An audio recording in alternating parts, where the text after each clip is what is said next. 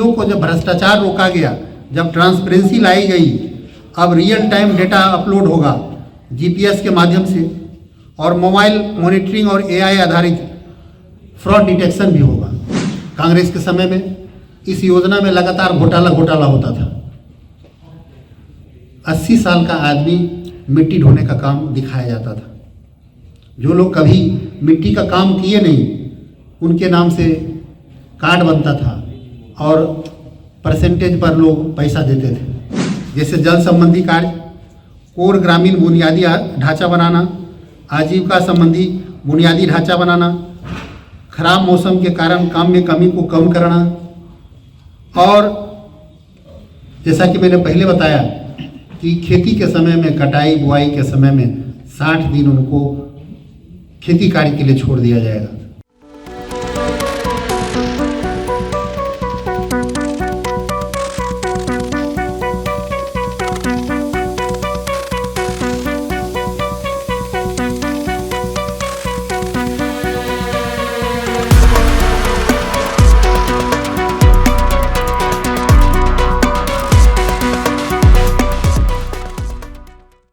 नमस्कार, first look Bihar देखना शुरू कर चुके हैं आप, और मैं हूं निशा श्री। और 11 जनवरी को रात 8 बजे भाजपा ने एक शहर के एक नामी होटल के सभागार में अपना एक प्रेस कॉन्फ्रेंस आयोजित किया। और इस प्रेस कॉन्फ्रेंस में वीबी जीराम जी, जिसके ऊपर पूरा का पूरा विपक्ष जो है वो हमलावर हुआ बैठा है, इसके ऊपर एक प्रेस वार्ता की। उन्होंने वीबी जीराम जी के पक्ष में बयान देते हुए कहा कि ये कितना ज़्यादा फायदेमंद होगा, और उन्होंने साथ साथ यह भी जोड़ा कि मोदी जी के राज में, यानी कि भाजपा के राज में या फिर एनडीए के राज में जो है वो काम बोलता है, नाम नहीं। एक तरह से ये प्रतिघात था इस बात में कि गांधी जी के नाम पर जिस तरह से कांग्रेस जो है वो हमलावर है लगातार जीराम जी की नई योजना जो मनरेगा से महात्मा गांधी के नाम को हटाया नहीं। हालांकि भाजपा के नेता ये कह रहे हैं कि उन्होंने हटाया नहीं है, नाम को परिवर्तित किया है और वीबी जीराम जी किया है। और इसमें किस तरह से उन्होंने बताया कि 2047 यानी कि 1947 जब हमारा देश आज़ाद हुआ था, उससे 2047 जब हमारे देश की आज़ादी के 100 वर्ष पूरे हो जाएंगे, उस वक्त हमारे भारत का प्रतिरूप कैसा होगा, उसको ध्यान में रख करके जो है वो जीराम जी योजना को जो लाया गया है। और इस पूरी सफाई को देते हुए प्रेस कॉन्फ्रेंस में और क्या क्या बात हुई, इसके लिए लिए चलते हैं आपको सीधे सीधे उस सभागार में जहां पर प्रेस वार्ता हो रही थी। 1980 में स्वर्गीय इंदिरा गांधी ने पुरानी रोजगार योजनाओं को मिलाकर राष्ट्रीय ग्रामीण रोजगार कार्यक्रम रखा था, जिसे बाद में राजीव गांधी जी ने जवाहर रोजगार योजना नाम दिया। और सोनिया मनमोहन सरकार ने 2004 में इसको नरेगा और 2005 में एम नरेगा बना दिया। जब कांग्रेस की सरकार, सोनिया जी और मनमोहन जी की सरकार ने जवाहर रोजगार का नाम बदला था, तो क्या उन्होंने जवाहरलाल नेहरू का अपमान किया था? आज जिस तरह का प्रपंच रच रहे हैं, जिस तरह लोगों को दिग्भ्रमित करने का विपक्ष के साथ ही हमारे काम कर रहे हैं, ये दुर्भाग्यपूर्ण है। उनका इतिहास खुद बताता है कि उन्होंने कितनी बार नाम बदला है इस योजना का।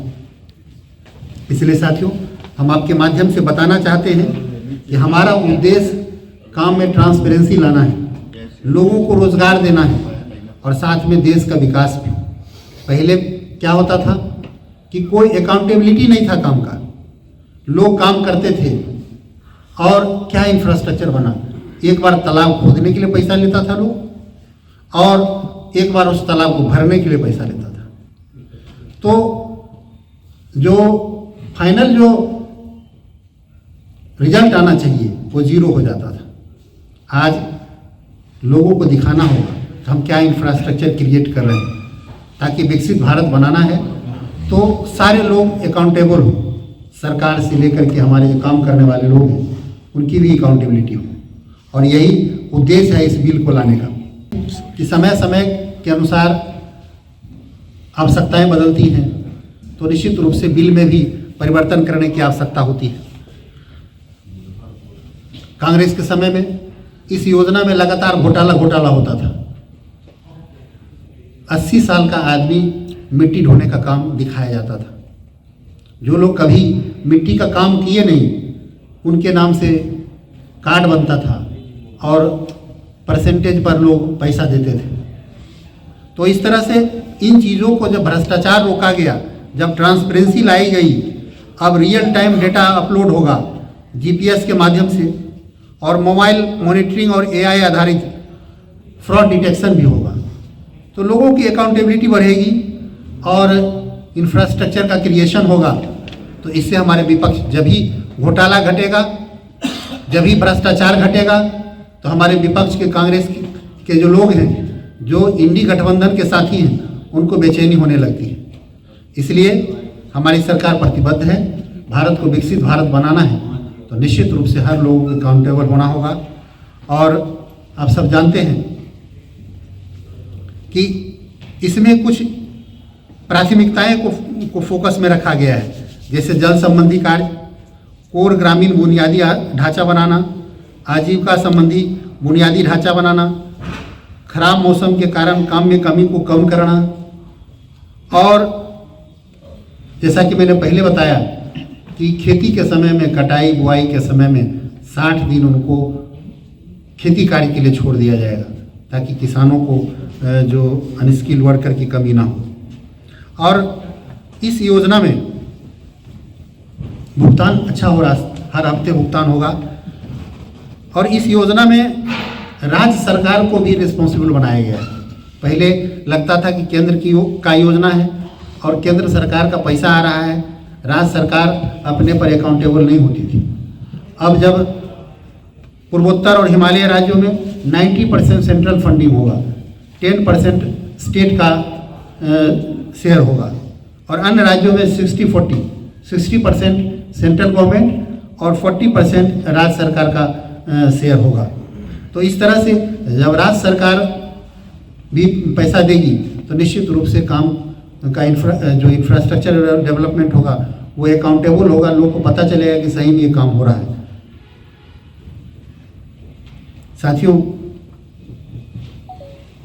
मजदूरी दरें भी सरकार निश्चित करेगी, और यदि 15 दिन में रोजगार नहीं मिलता है तो बेरोजगारी भत्ता भी राज्य सरकार देगी।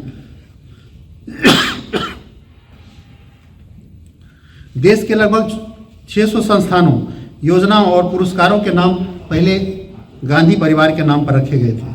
यहाँ तक कि खेल रत्न पुरस्कार भी राजीव गांधी जी के नाम पर राजीव गांधी खेल पुरस्कार रखा गया, जबकि खेल में उनका कोई योगदान नहीं था।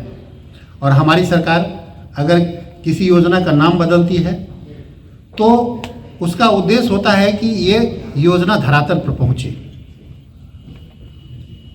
और हमारे, जैसा कि मैंने पहले भी बताया, विपक्ष के साथी को राम के नाम से परेशानी है, जबकि वो कहते हैं कि हम महात्मा गांधी का सम्मान करते हैं। तो महात्मा गांधी जी ने राम राज्य की कल्पना की थी। इसलिए साथियों, विपक्ष जब हार जाता है तो वो इस तरह के बेबुनियादी, बेमतलब का आरोप लगाता है कि सरकार जो है नाम बदल रही है योजनाओं का। इतना ही मुझे कहना था।